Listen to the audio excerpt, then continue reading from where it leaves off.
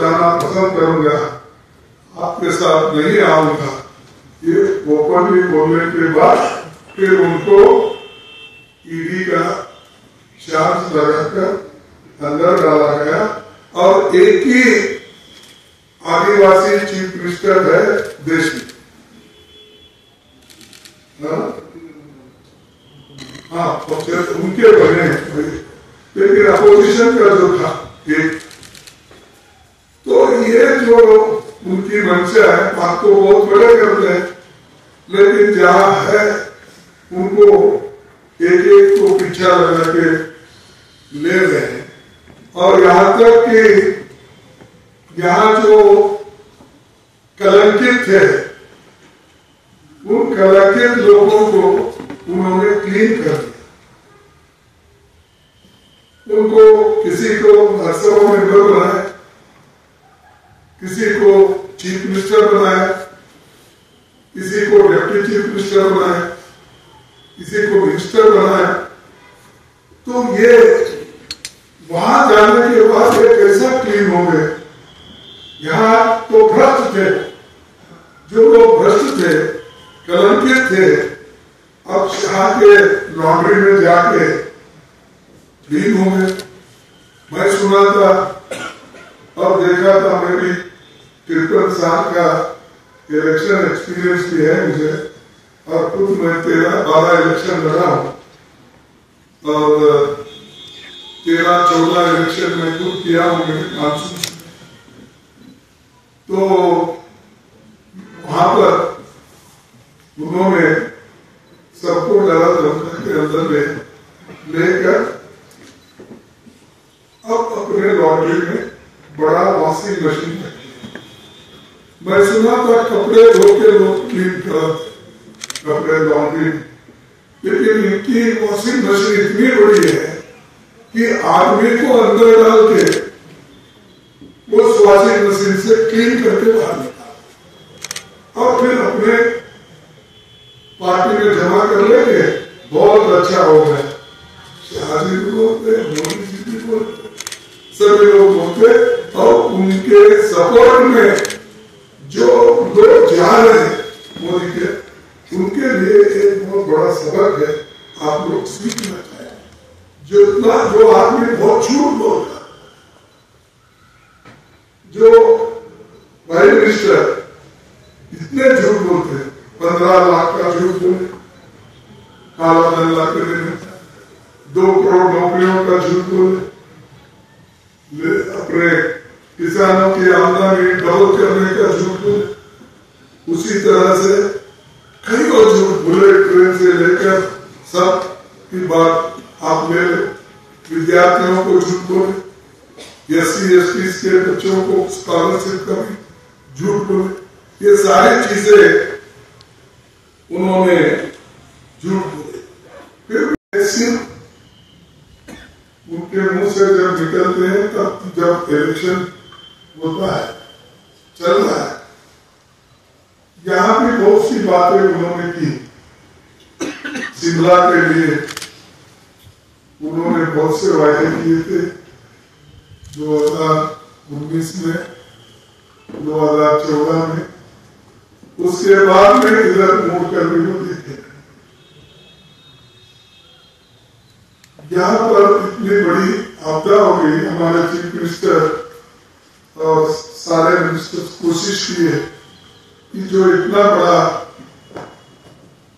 एक भूकंप के तरह और फ्लड, इतने पहाड़ गिरी, सब चीजें हुई घर में, लेकिन उन्होंने एक पैसा भी अपने ओर से या नेचुरल डिजास्टर फंड से जो देना था वो भी नहीं। जो मेडिसिनल है उतना मात्र दिए, लेकिन उसके अलावा जो प्राइम मिनिस्टर के डिस्क्रिप्शन का फंड और प्राइम मिनिस्टर जो एक्स्ट्रा ग्रांट करना चाहिए हमारे मेमोरेंडम के ऊपर, यहाँ की मेमोरेंडम तो 9,900 रुपए की मेमोरेंडम थी इलेक्शन के लिए,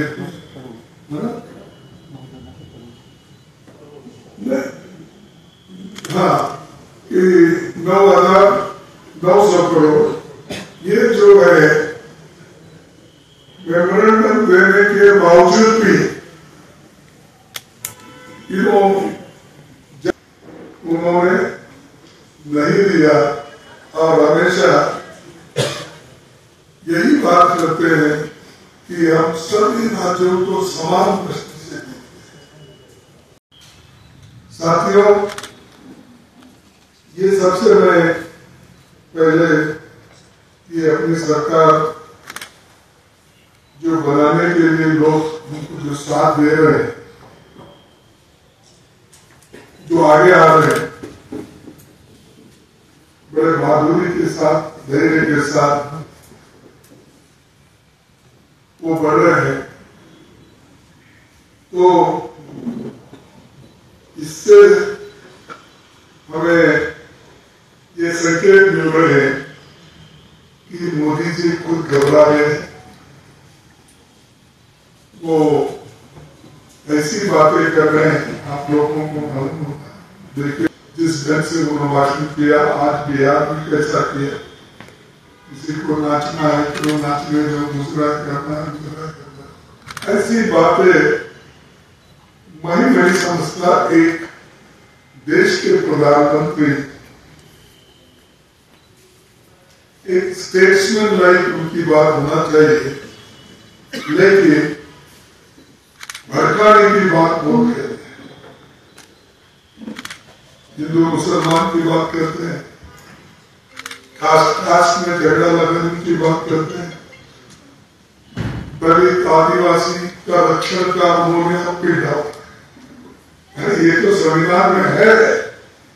आप संविधान में जो चीजें हैं उन चीजों को आप एक एक करके निकाल रहे हैं और उनको वो सहूलतें देने से इनकार कर रहे हैं। इसीलिए हम लड़ रहे हैं। एक तरफ जो रिक्रूटमेंट करना चाहिए SC/ST के, वो रिक्रूटमेंट आप नहीं कर रहे। 30 लाख वैकेंसीज सरकार में पड़े हैं, केंद्र सरकार, और हर स्टेट में उसके साइज के हिसाब से लीजिए